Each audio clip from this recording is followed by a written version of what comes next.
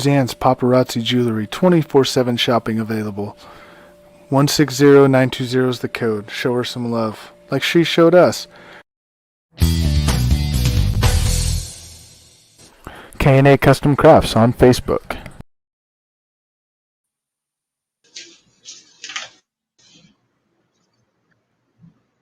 Hi, everybody. Welcome to another episode of the Bo and Joe Show.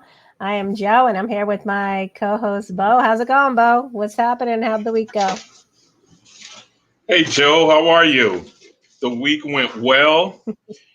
I don't know if you noticed or had a chance to watch the Hall of Fame induction ceremony. It was a 2-day event. And what made it more interesting is one of my hometown former players made it to the Hall of Fame. And I think he retired, but he's totally affiliated still because he coached for many, many years after he stopped playing. Harold Carmichael is from my hometown, and he coaches for the Eagles. He's still associated with the program. And so he's a hometown guy and a Philly guy, and he made it to the Hall of Fame. So that was really nice to see someone from my hometown make it to the ultimate, the highest level possible in terms of receiving an award. So well-deserved. And then Drew Pearson, who is a former Dallas Cowboy, the original 88 wide receiver, the original Hail Mary from Roger the Dodger Staubach, also made the Hall of Fame. I grew up watching the Dallas Cowboys. I wrote about it in my book. I wrote the story of how I ended up becoming a Cowboy fan, right? You read it. And so when you live in Philadelphia and you say you are a Dallas Cowboy fan, that's not a good thing, because I'm sure you've heard about how passionate the Philadelphia market is for their Eagles, right? You know, they talk about the, fans throwing a snowball at Santa Claus. You hear about it every year during Christmas, during the playoffs, when it's cold. Philly fans are misunderstood. But so it was a good weekend to watch the Hall of Fame induction ceremony. And Peyton Manning is absolutely, without a doubt, a class guy. No question about it. He knows what to say, how to say it in his Southern drawl dialect, and it still comes out powerful. It still comes out articulate and intelligent. You can't. I mean, what a great weekend. So Adrian's already commenting on your topics. Oh no, we're not getting that's Justin. We'll get to Justin. We'll get to Justin. Yeah, we'll get to Justin. Yeah. That's on my list too. But what did Adrian say? So a couple guys were inducted that were way overdue. Yes. And Drew Pearson, like Mr. Ferris, is from New Jersey. So I'm sure Mr. Ferris, my old classmate, appreciates a home state guy getting into. Oh, he's a Cowboy fan from New Jersey.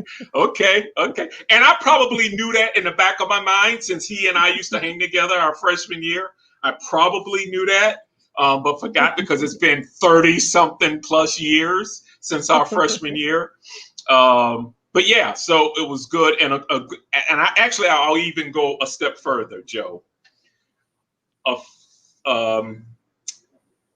A contemporary of mine from Villanova grew up in New Jersey, in the hometown area of where Drew Pearson is from. And she is friends with his niece. And she asked me to autograph a book, mail it to her, and she would deliver it to Drew Pearson. And apparently the niece did that. I just haven't heard, because he's been busy. we'll see what he thinks about it in maybe a month when he comes down off that Hall of Fame high and things settle down. But yeah, so I at least signed a copy of my book and sent it off. So let's see what he thinks about it if he reads it, if he gets a chance. Well, it'll be perfect timing because in a month, Bo and Joe will be a national phenomenon. It'll be perfect timing for him to come on. And if we can fit him in, maybe we'll have him on the show.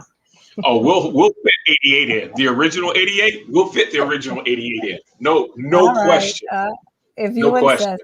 Hey, I just noticed something. I love that background of yours. I just noticed that. Nice. I have a new setup, like a little. I built myself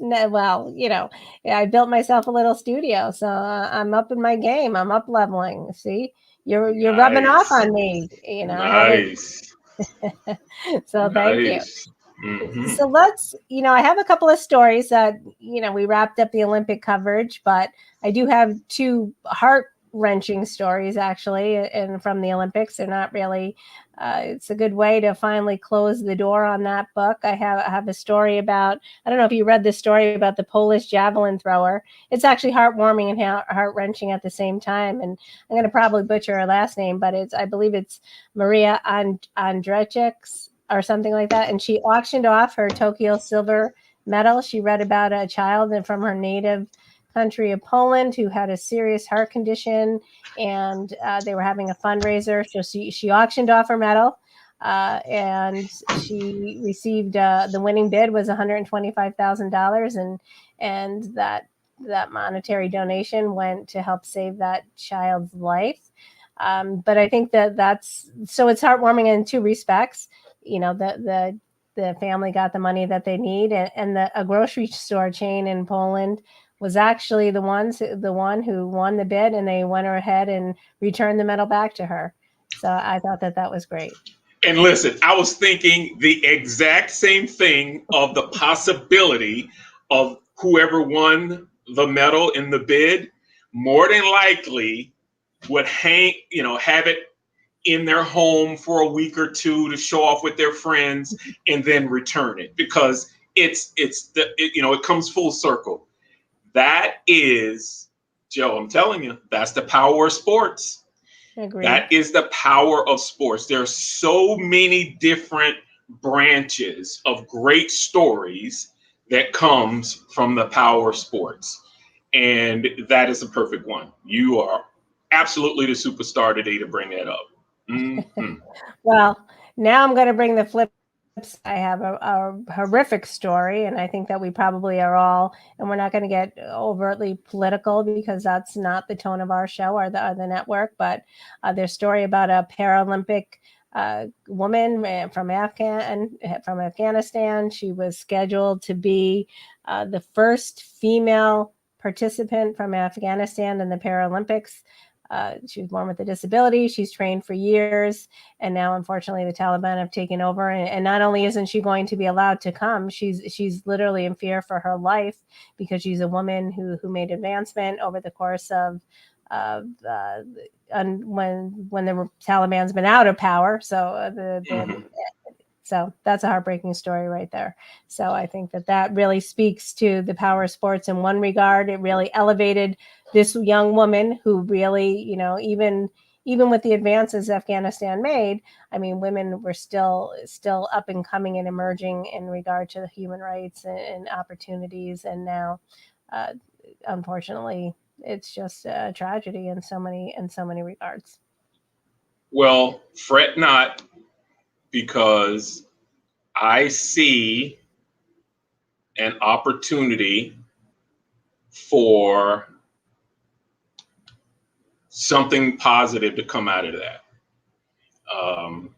Again, there's an opportunity because the powers that be in sports have contacts, and that makes a great story. So someone has a connection, and they have that relationship. They make a phone call or two, and they say, let's get her out. So let's take a step back, take a deep breath, pray on it, and let's hope for a great story to come out of that, because there's still time for a great story to come out of that. It's not over yet. You're right. And I love that perspective, and hopefully she gets out and she's liberated, but unfortunately others will be left behind. But we have to concentrate on, right? We're going to concentrate on what we can't control any of it. So hopefully you're right. I'm going to keep an eye on that story. That's a great idea and a great perspective. And it's already in the national news. So I'm sure you're right. There'll be a lot of political endeavors to free her. So that's good news. Mm-hmm. So now, where do you want to go next? We can go back to. Let's go to Tim Tebow. All right. Let's go to Tim Tebow. Justin, I know Justin and I were going. Justin did a great job of keeping me updated, and I read a little bit of it was either on Instagram or Twitter. Somebody was making fun, through a meme or whatever of Tim Tebow. And I was like, does that mean he got cut? And the next thing you know, it hit the wire. And the next thing you know, everything was coming across. Tim Tebow got cut. And listen, Tim Tebow is from my hometown. He gave it one last shot to try to play for his hometown team, Jacksonville Jaguars. And hey, not very many people on the planet, right? Let's compare the story you just told us about the young lady for the Paralympics wanting to have an opportunity to compete but can't, or there's difficulty, there's hurdles, where Tim Tebow has an opportunity and he takes advantage of it, right? So he took advantage of an opportunity to try to live his dream to continue to play football. Nothing wrong with it. I wrote an op-ed about it, and thank goodness I have a PR guy who held that he held my op-ed back. He didn't submit it. In other words, he waited. He wanted to wait for the right opportunity. But I'll follow the sword. I'll tell you what the op-ed said. It pretty much in 30 seconds, I'll tell you. The op-ed talked about the opportunity, where a lot of people were saying it was because of his privilege, and white privilege, right? And I was like, listen, it could be somewhere down the road, down the totem pole, so to speak, that is white privilege. But no, it's privilege because he's an athlete, right? It's privilege because he has a brand. It's privilege because he established himself as an athlete. And it's not his fault that he has a great relationship with the new head coach. And it's not his fault that he's from Jacksonville. So everything basically fell in line, and it wasn't white privilege because he wasn't trying out for quarterback. He actually finally took a step back and said, hey, listen, I'm not going to make it as a quarterback. That ship has sailed.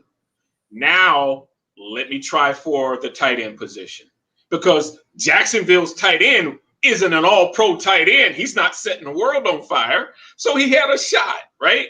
So that's pretty much my perspective on why folks shouldn't be upset that Tim Tebow earned an opportunity to try out as a tight end for his hometown team.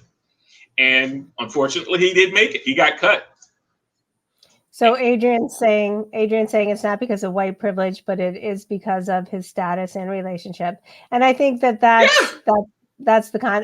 controversial in some regards, because we have sports commentators and reporters out there saying that because of that relationship, another young athlete who was robbed of that opportunity, so that's where part of the controversy comes in. And I think the memes, I don't know if you've seen some of the memes, they have Tim Tebow trying out for the curling, which is Brandon's favorite sport, and it's some bad ones out there. And I think, he's the butt of the joke in many regards, but people fail to remember that he is a very skilled and talented athlete. He may no longer be at the ability and possess the ability to be in the pros, but he's he's phenomenal. He's a much better athlete than, certainly besides you, Bo, he's a much better athlete than anybody I know. So I think that the people who are throwing hiding behind the keyboard and sitting on the couch with their potato chips are Yeah, those Monday morning quarterbacks. But let's stick to what Adrian said. Yes, it is because of his status and it is because of his relationships. But most of us also earn or receive opportunities because of our relationships and because of our status. If you're a good person, right? If you're a good person and you're not a troublemaker, and there's an opportunity for you to get a job or at least interview for a job, that's networking, right? Yeah.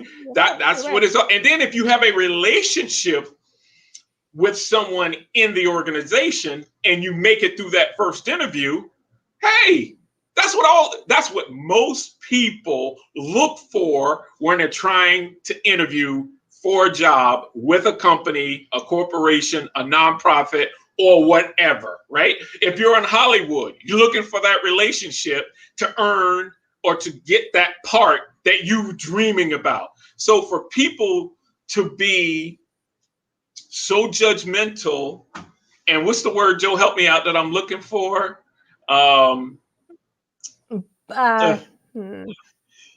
Begins with an N. It begins with an N. What's the word I'm looking for? It's on the tip of my tongue. But anyway, to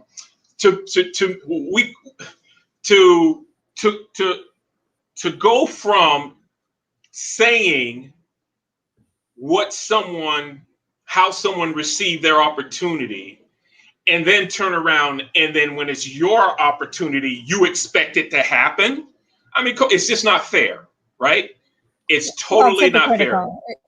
It's hypocritical. That's a good word. Yeah. Hypocritical. That's the word. That's a good word. Hypocritical. So a lot of folks are hypocrites. A lot of folks are Monday morning quarterbacks, right? Come on. They would take that opportunity in a minute, and they're complaining about an opportunity someone else got. What did we have George is here. I want to say hi to George and hi to Randy. We have Justin, Adrian. Thanks, guys, for tuning in. So George is saying it was always based on being a Meyer man for the chemistry to get the player comfortable with Meyer. That's all. Tebow did his job well. The team is all in with Meyer, per many reports coming out of the camp. So essentially, I believe George is saying Tebow was brought in I understand. As a favor for the Meyer. Yeah, right. Yeah. And listen, it happens all the time, Joe. It happens all the time in the NFL and other sports. But it just doesn't make the national news because that person isn't Tim Tebow. Tim Tebow is a lightning rod and has been for years. So listen, get a guy a break. I would have loved to come off the street and try out for strong safety for my hometown team if I would have been given that opportunity. So I don't use the word HATE, so I'm not going to H on anybody, but I'm definitely not going to H on Tim Tebow for taking the opportunity to see if he had something still in the tank, so to speak. Well, I completely understand the scenario. We have a very similar scenario here on the Bo and Joe show. I brought you in because you are a lightning rod, and I'm taking advantage of. I'm bringing you on for the camaraderie factor, like Urban Meyer did. So to make the fans comfortable with the show. So I totally get it. Thank you. I appreciate it. Should we stick with the NFL, or what else do I have?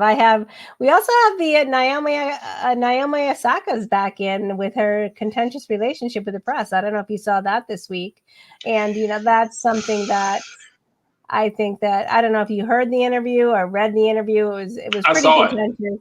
Yeah, and I believe that the reporter was certainly baiting her and trying to get a reaction. Again, she was talking about something altruistic. She was donating the proceeds of the tournament to Haiti relief, the Haiti disaster fund, and he had to turn it back around and bring her relationship with the media into the spotlight again. And really, even his tone was so derogatory and condescending, and he was essentially implying that the media propelled her to success and fueled her outside interest. I found it very disconcerting, very disrespectful, and I found it troubling, actually. What do you think? I didn't hear the question, but I saw the interview clip, and I didn't hear the part that brought on that emotion. He essentially asked her, he said to her, and I'm paraphrasing, of course, he essentially said to her, you hate being here and speaking to us in the media in this forum, meaning a press conference. And he said, how are you juggling your responsibility as a player and essentially acquiescing to our needs as the press, because essentially you're relying upon us for all of your outside interests. So here's what I'd say to that. Obviously, he was being a gluteus maximus, right? A butt wipe. And I think I've said this before. If you're within an industry, or if you have your teammates, right? The first option of managing the team is the team has to police itself first. If the team can't police itself, that's when the coach gets involved, right? So the media as a whole, as an industry, as a collective, need to start policing each other. Now, what does that mean? Because a media person might hear that and go, oh, you're trying to silence us. No. What I'm saying is, listen carefully to the media people out there. You need to police each other. If you want to get the job done and ask great questions, right? Then ask great questions. But don't ask those type of questions that are condescending, rude, obnoxious, right? Make no sense.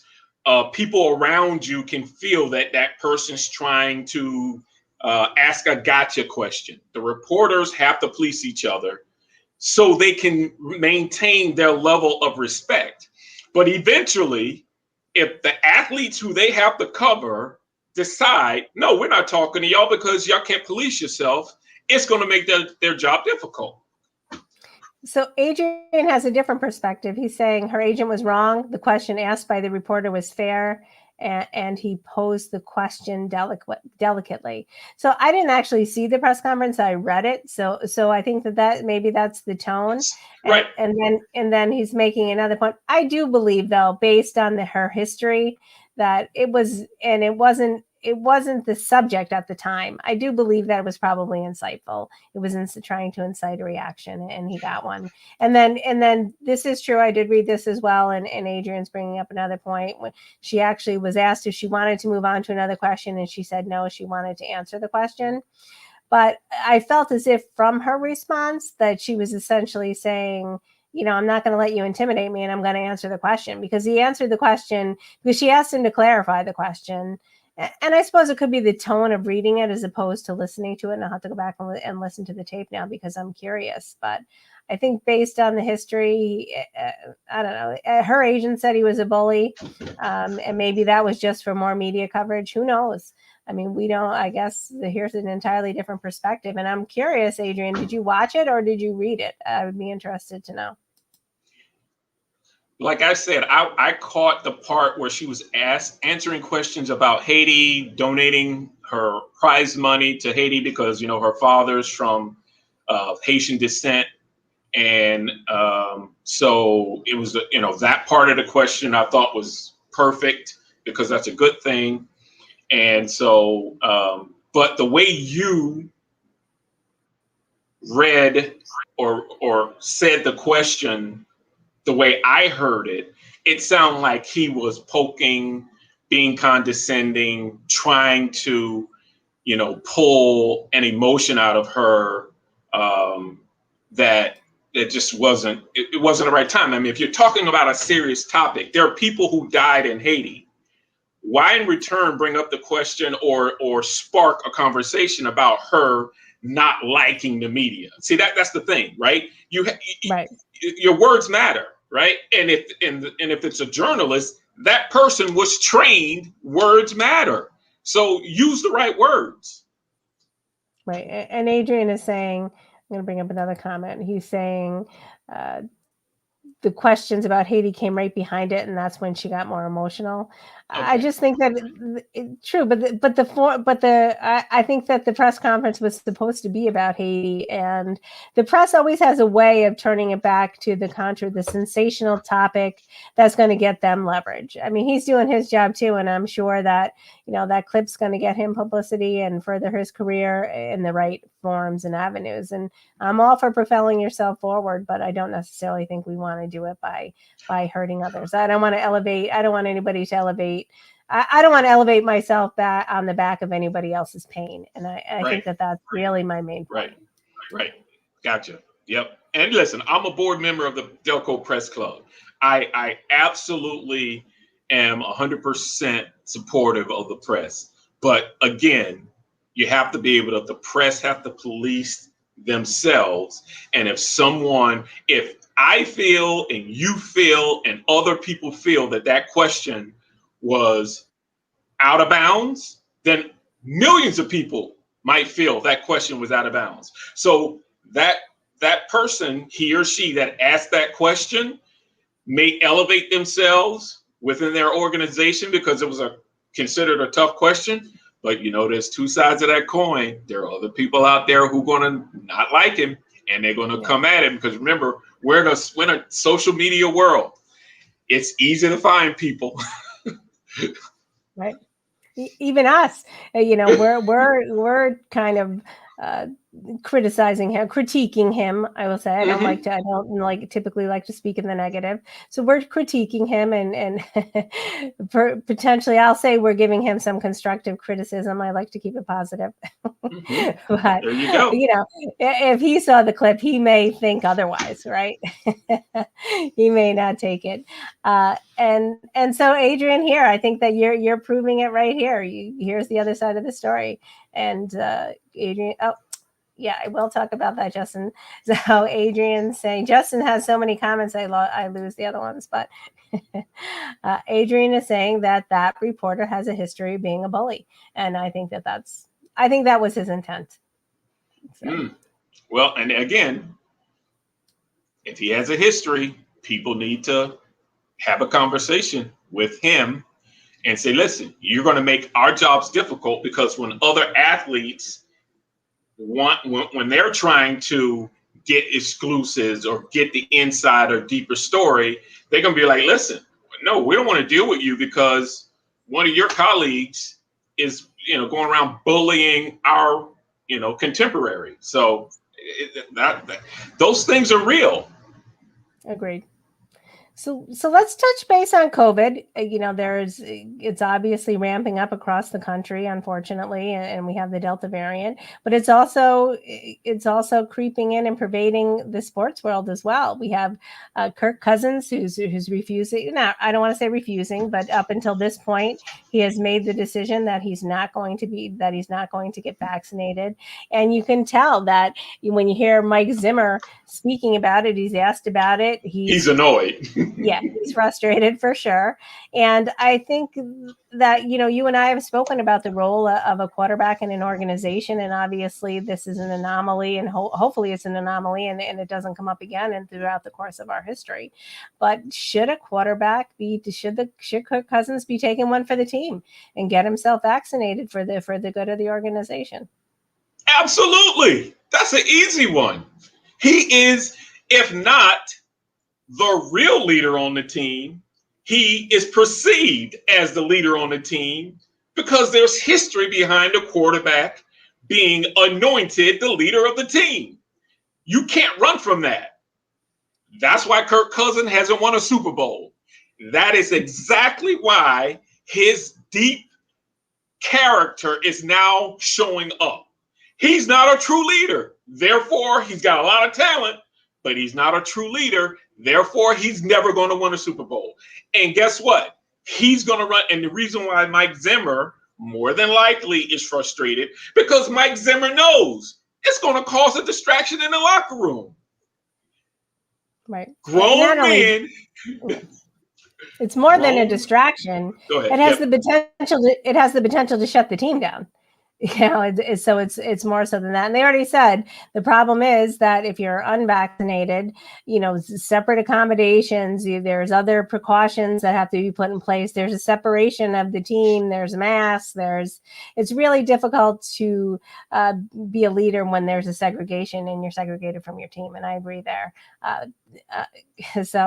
Remember, my husband's a longtime Minnesota Vikings fan, so he's not happy when I hear that. Brandon is also a Minnesota Vikings fan, and it's troubling, but they really just can't get out of their own way. Really, it's been decades right now.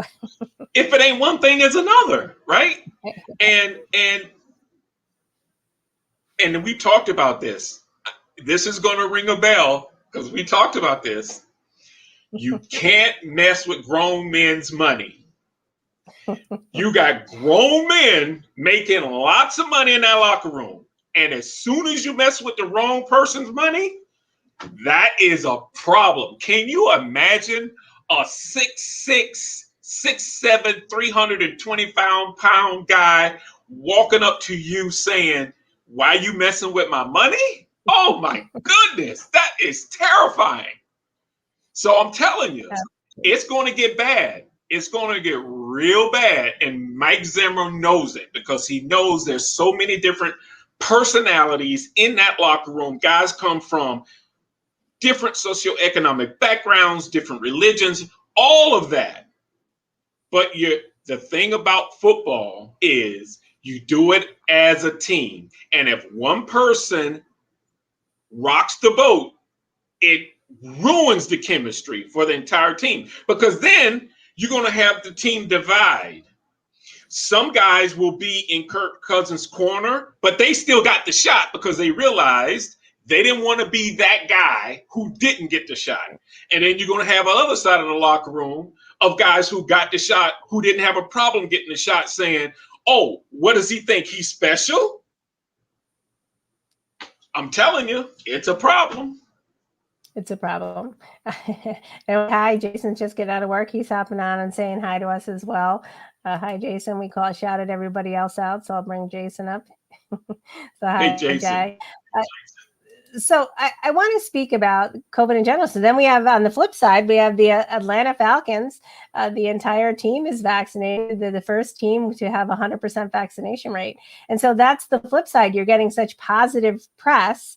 And of course, the vaccination is controversial. And, I do support people's decision to decide. But I will say this, that even in my area now, we have full organizations. For instance, there's a local college here, and it's has students from abroad, and they've made a mandate to their employees: if you're not vaccinated by September 3rd, you're fired.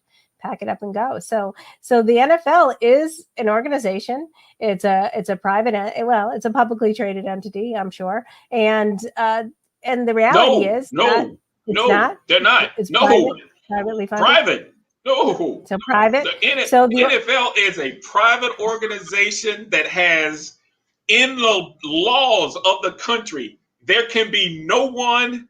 They have an antitrust agreement. No one can create another entity like the NFL. That's why many people have to create entities similar, but it can't be exactly like the NFL. They have a standing agreement written by the government. It is a serious monopoly. They control everything. Which makes it more compelling. If you want to tell your team they have to get 100% vaccinated, but of course they're not going to fire a QB. They're not going to fire a leading QB. I mean, and this is something, I've been avoiding this topic, but Justin brings it up every week. I mean, it brings up the issue of Colin Kaepernick, right? He was ousted based on, and it's up for debate, but I think that most reasonable people would agree that he he was cut from the NFL essentially because of his political ideologies and his stance on the national anthem. And really, if that happened today, he certainly would probably still be in the NFL. But I think that, think about that now. You had that huge controversy that really overshadowed the NFL for how long has it been now? I'd say a good 5 years, and we're still talking about Colin Kaepernick. So Kirk Cousins could be the same issue. We could be talking about COVID and Kirk for the next 5 years, and I'm sure the team wants to avoid that. And the NFL apologized to Kirk Cousins last year after the George Floyd situation. They realized they were wrong. They apologized. They apologized to Colin. You said Kirk. Yes, right? after the George Floyd, right. killing. Agreed. They apologized to Colin Kaepernick and their fans, and basically the world. The commissioner did, saying we got it wrong. So, and it was 5 years late, right? Yeah, it was 5 years late. So, 5 years. 5 years in a career late. I mean, really, his career is over essentially. Yes. I don't see them bringing him back because you have too many. Yeah, you have too many young and up and coming. 5 years in the life of a professional athlete. I mean, some of the Olympians are amazing, but those are sports that probably don't have as much competition, I would say. But you have these young people coming up in the NFL and all. It's just, you're not going to get an I'll say seasoned professional.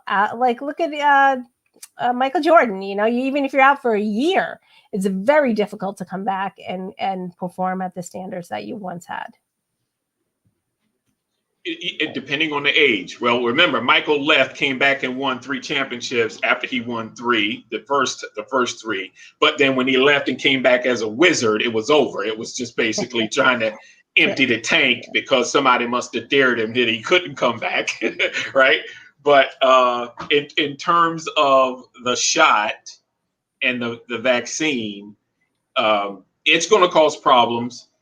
I like the fact that Atlanta accomplished the 100% because look where they're located. They're not in a hot spot. They're in a hot state, right? Right. My family's in a hot state, Florida. And I've been so busy that finally, I got a phone call yesterday, today. Unfortunately, I had a family member pass away. And I'm sorry for your loss. Thank you. And then I went on another social media platform that I have and found out that there are some distant cousins that have passed away in Alabama. So I mean, this thing is real, and I'm not here to do anything but tell people, let's stick to sports. I'm staying in my lane. Forget my personal feelings for my family.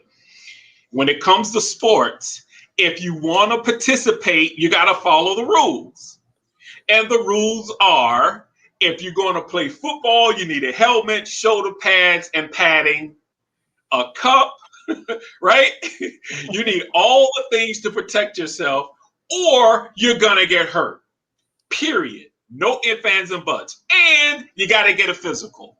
If you don't do those things and come to practice with a paper sign from your parents and the doctor that you got your physical, you can't participate, period. So for those who want to say, oh, no, I have the right to play. No, you don't. No, the rules are there to protect you. Because I'm going to tell you right now, as a defensive back, I would love for a quarterback or running back to come to practice without pads on, and I have my helmet, shoulder pads on, and I get to tackle them. Oh, that would be a great for me. I would hurt them. I would love to do that, right? But to protect those fools from themselves, they better have a helmet on, they better have a shoulder pads and all the equipment, because I'm coming at them. Once we step on the field, there's no, oh, he's the quarterback with a red jersey on. Hey, Joe, I got kicked out of practice at Villanova multiple times for hitting the quarterback with a red jersey on. I didn't care. Well, let me just say this. A couple of times I did it because I wanted to get kicked out to go study, but the coach didn't know that. He thought I was being a jerk by hitting the quarterback and being mean to him. But the bottom line is, I got shoulder pads and a helmet on. I'm coming at you. You better be ready. If you're not ready, that's on you. I agree. Now, should we stick with the NFL? I'm going to impress you with some of my knowledge and some of the research I did this week. So I was trying to read about the preseason, and I didn't realize that it was shortened by a week. And I read a lot of articles about the potential of players not being able to fully showcase themselves, and is that going to hinder them? And because they're not now, some of the people who may, if they had an extra week, could have potentially been starters, and now they may not be. So does 1 week really make that big a difference? Nope, sure doesn't. Okay. Because if you think about last year's team, you had 55 guys on the roster, and you have 10 on the practice squad, or maybe 8 on the practice squad. Right? So if you've got 55 on the team from last year, 5 are gone because they were recruited to other teams. They signed new contracts, right? So you add 5, right? You add 5 to replace those 5 that left, right? If those 5 that left were starters, you're replacing those starters with starters, right? So the chances are, out of the 20 to 40 guys that are on that are new to the team, the only 1 or 2 that has an absolute shot of making the team is the first round draft pick, second round draft pick, and maybe the third round draft pick. Maybe. So now, unless you walk on the field as a free agent or a third or fourth or fifth round draft pick, and you are so outstanding, they missed, all the scouts in the league missed your potential and your skill set and the way that you play. You, for some reason, elevated your game in 3 months after last year, right? The bottom line is, no, that 1 week doesn't hurt, period. It really doesn't, because you're going to get it, everyone's going to get, the starters who have contracts are going to play. They're going to make the team unless they're just that bad for some reason, right? So there's only really an opportunity for 5, maybe 6 guys to make the team, or push some of those guys who are on the fringe, meaning the practice squad. Maybe those are the ones that get the boot, get released, and then you make the practice squad. But only a select few, number 1 draft pick, like the overall number 1 draft pick, right? The number 2, the number 3, first round guys, right? First round, maybe second round, but that's it. So it's not going to hurt the team. So George is saying he was shocked that a lot of the stars are sitting out. Too many injuries occurred because they weren't football ready. And he's very disappointed with 80% of the teams who have done this. It's going to take them 3 weeks to get up to NFL speed. Yeah. The game is changing.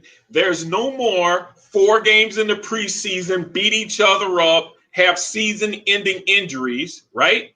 There's no more of that. Now it's, let's get people who need the time to showcase themselves. So the exact opposite is happening, Joe. The guys are getting a chance to showcase themselves who need to showcase themselves. The veterans and the guys on the contract, they don't need to be out there. No, because they can get hurt. They're the stars. They're the guys that played last year, right? So the opposite is happening. Guys are getting a chance to showcase themselves because the starters are not participating.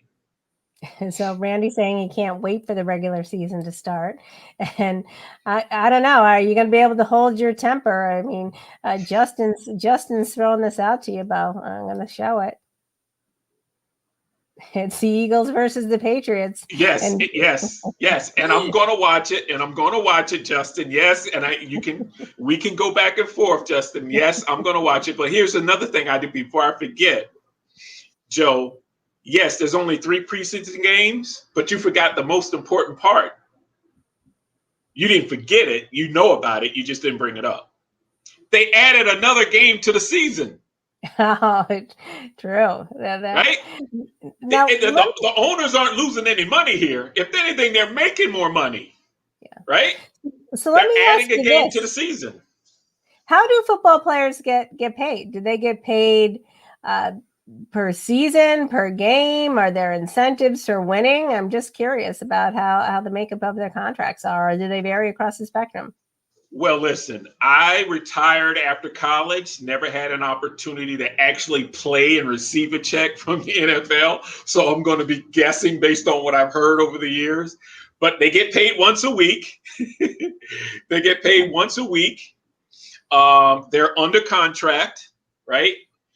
There are incentives in their contracts, right? And so at the end of the season, if the team makes the playoffs, there's money available for the winning team and the losing team. The more you win, the more that playoff game check increases. And then you get to the Super Bowl, and then there's a check for the winner and a check for the loser. But within individual contracts, right? The agent negotiates, okay, if my quarterback throws for 5,000 yards for the season, there's a bonus involved. If my running back accomplishes X amount of yards from scrimmage, there's a bonus involved. If the defensive back, the strong safety, right? Me, if I make X amount of tackles, there's a bonus involved. If I get X amount of interceptions, there's a bonus. So yes, there's money to be made all over the place to incentivize the guys to hustle, give more than 110%. Yeah. Yep. So 80 and 10 incentives as well. Not the beautiful light. I knocked the mic off my phone. All right, I'm back. So yes, there's all kinds of incentives. That's why. Oh, and let's talk about fantasy football. All right, because George just invited us on Monday night to speak about fantasy football. All right, George, that's not my area of expertise. I'm going to be brushing up this weekend. I am playing fantasy football. The guys have me involved in that, so I'm hoping whatever I learn on Monday night is going to take me right through to the championship. I just noticed ESPN has a program on fantasy football. So there's got to be other networks that has some programming on fantasy football. So if you have the ability to DVR some stuff, do that, and then watch it during your downtime because you might learn one or two things. You know what I mean from it. The great story that I saw on ESPN. It's about a kid who has a rare disease, was born with a rare disease. And, obviously he wasn't supposed to live past the age of 8, but he's now a teenager. And how does he have fun? His friends taught him fantasy football. So now he feels like the rest of his friends in the neighborhood and in school, and they taught him to play fantasy football, and he's doing pretty well at it. So again, the power of sports brings people together, find a way to belong and get involved in sports. I'm not a big fan of fantasy football, but that doesn't mean I dislike it. But I love that story because I know what the power of sports will do. And there's just great stories out there. And there's another one right there. That is a great story. So good. George is reassuring me not to. Okay. Thank you, George. Joe, the rookies always win their first year. Yeah, because they're not tainted. They're not right. They're not corrupted by greed because they see certain things a certain way. So yeah, she's gonna knock it out of the park. Absolutely. So let's make it easy on all of us and just write me a check. Get her done. Yeah. Just get it done now. So I promised Justin I would talk about this tonight, and I do love the story myself. So Did you see that Muhammad Ali's Mhm. grandson got a technical knockout in his first performance, his first professional boxing match? He was wearing a pair of shorts that his grandfather had given to him. He said he was never going to wear those shorts again. They were blessed and a keepsake that he's going to keep sacred. And I thought that was a great story. I'm not a huge fan of boxing, but I was a Muhammad Ali fan, and I actually love this story. Yeah, our good friend and good fan and follower Justin kept me updated, and he sent me the information, and it's a great story. And let's see what happens. I mean, there's a lot of pressure. If he keeps winning, the pressure will come because the media will apply that pressure. There's good and bad about the media, right? We just talked about it. They can elevate you and they can try to destroy you, right? So let's see how he does. But I saw that picture. It's a great picture, and more power to him. Let's see how it goes. It's a great story. Yeah, it's a great story. But think about it. It's not just the media pressure. Can you imagine the pressure of just on yourself of living in that legacy? He said he was not only the greatest boxer he ever known, of course, but he said he was also the greatest man he'd ever known. So I think really, and when you think about it in context, you have to believe. I try to keep it positive, but it's really hard to fill those shoes for anybody, even. I mean, perhaps anybody could do it. If anybody could, he could. But even if you don't aspire to that level of greatness, there's going to be some. I think there's still a lot to be proud of. But as far as you go, you can't necessarily topple Muhammad Ali. I don't know if anybody's going to be able to do that. I think I have no idea, but I'm only thinking and feeling this based on my experiences of knowing folks who were legacy kids from the music world, the athletic world. It may not be as much pressure as the grandson than it would be if he was the son, right? Or is he the great grandson? I'm not really sure. I think he's the grandson. I don't think he's the grandson. So there's a certain level of pressure. Yes, it's pressure. But as the grandson versus the son, to me, it's not equal. But it's still pressure. It's just not equal pressure. So imagine if he was the son of Muhammad Ali. That's just right. But the grandson, it's still pressure, but it just it's not as strong as the son. So we'll see how it goes. Well, Adrian's bringing up a good point. I forgot about Layla. Layla can speak to living up to his legacy. She went into the boxing arena with his support, of course, and her career was not as lengthy as his. And I think too, she was also, I believe she was. I'm pretty sure that she was a mother. I mean, it's really hard. Can you imagine having a career? It's difficult to have a career in general during your childbearing years, of course. And there are certainly some added nuances if you're a mother and you're having children. But can you imagine being a boxer or any professional athlete? It's really taxing on the body. And I think that, that's something I think you would have to consider if you're a parent, especially a woman. I think anybody would, but just boxing is so tough. And I think as a woman, and I'm not speaking for all women, of course, but you try to keep yourself out of harm's way as much as possible because of your children. And I think she was probably torn. That was a tough legacy. If I remember correctly, she wasn't necessarily a trailblazer because women were boxing prior to her, but she was the big name that brought a light to female boxing, right? She kind of elevated it, right? This is before MMA and all that stuff. So she was, in that respect, she was a trailblazer. But guess what? She was tough. She could she could throw a punch. So her father was alive at that time. So it didn't hurt. And listen, it didn't hurt. Absolutely gorgeous. It didn't hurt.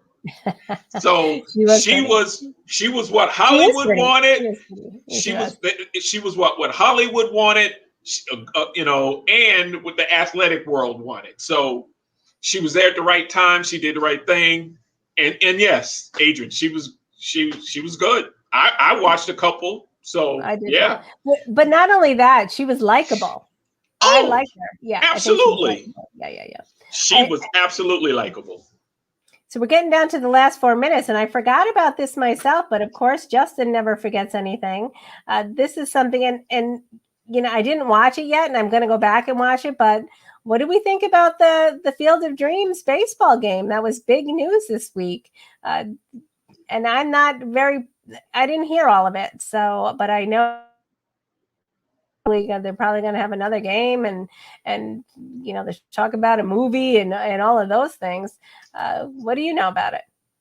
I didn't watch the original game. I watched part of when they re-aired it from like midnight till like, I don't know, 3 or 4 in the morning. I watched part of that.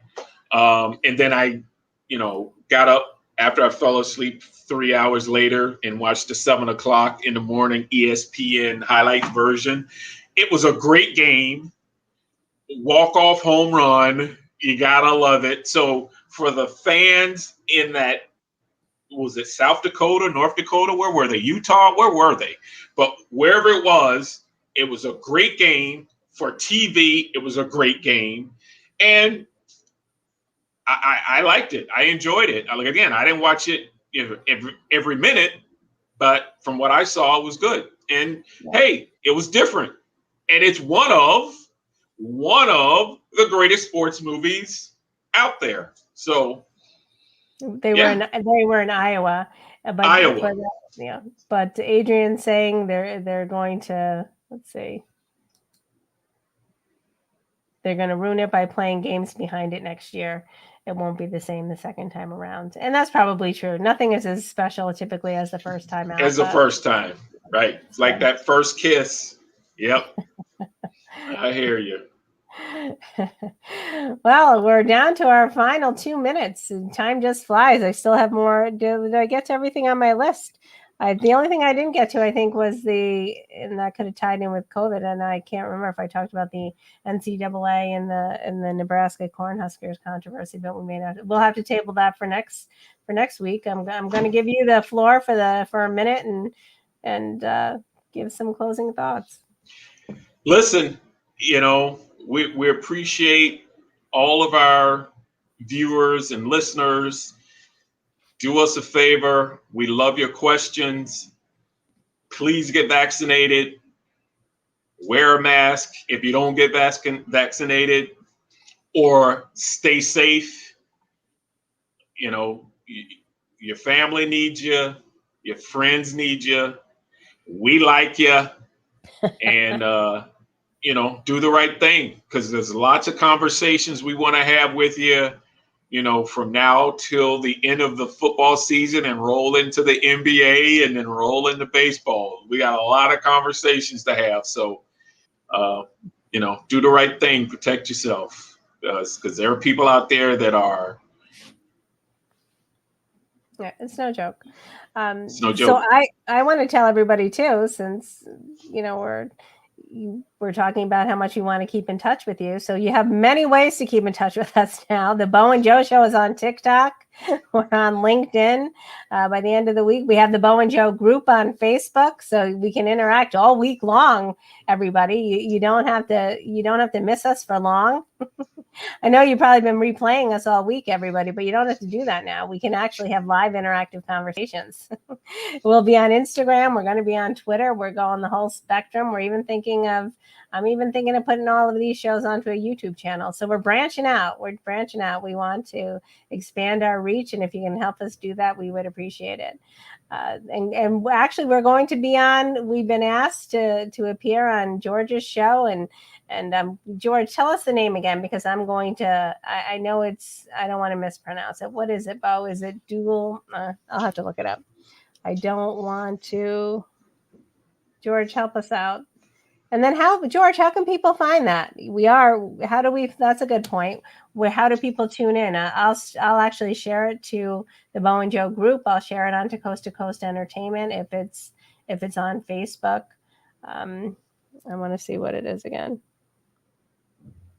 It's Oh man, what happened? I had it right here. It's called The Dueling Aces. Dueling Aces. Oh, here he is, right here. George is giving us The Dueling Aces, 8 p.m. to 10 p.m. So 2 hours. We won't steal all the time, but Bo and I can talk, George. Are you sure you don't want to rescind? And they are on So Perfect. They're on Facebook, YouTube, and Twitch. We haven't tried Twitch. We may have to look into that. The guy, Coast to Coast actually tried Twitch, and we didn't. And I guess the guys didn't love it. So that's something to keep in mind. So great. So everybody can catch us on Monday night again, and then we'll be back on Wednesday, of course, and we're going to spread the word about all of our social media platforms. And we really appreciate the invite. Oh no, we may have to reschedule, George. Adrian Ferris is going to be watching the Yankees versus the Braves on Monday night. You'll have to watch the replay. And I will tell you this, Adrian, the Barber brothers, who are the executives here at Coast to Coast, they are huge Braves fans, and they're going to pop onto the show one of these days. They said they're going to be our guest stars, and we're going to hold them to that. They're very great. And George is reminding us it's recorded.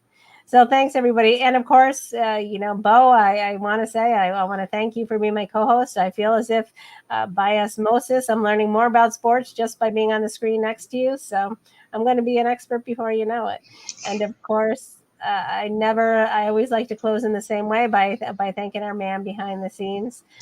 Chris, thanks for your help, and we genuinely appreciate it. We couldn't do it without you. So thanks, everybody. We'll see you Monday night.